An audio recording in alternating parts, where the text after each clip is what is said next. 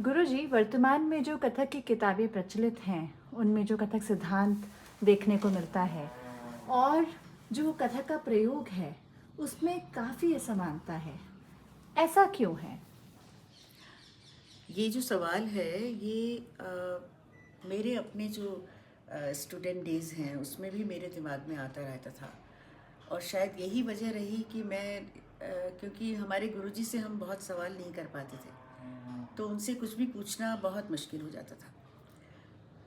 अगर पूछती थी तो वो या तो जवाब नहीं देते थे, और या अ, आपको धैर्य से रुकना पड़ेगा और शायद आपका सवाल कहीं हल हो जाए उनकी बातचीत में, पर उसका निश्चित कोई समय नहीं।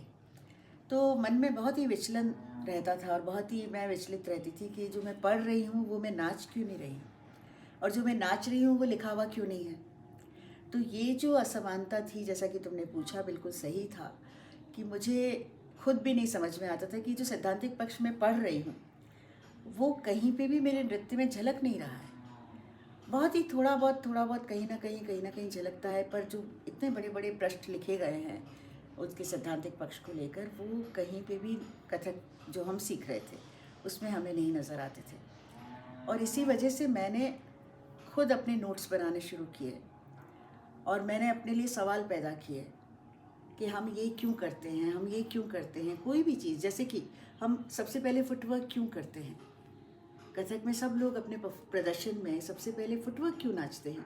तो मैंने एक सवाल बनाया और उसके बाद मैंने उसको आंसर करने की कोशिश की, और यही वजह थी कि मैंने अपने नोट्स में बनाती चली गई, पढ़ती गई और बनाती चली गई, क्योंकि मेरे अपने सवालों के जवाब मुझे उन किताबों में नहीं मिले।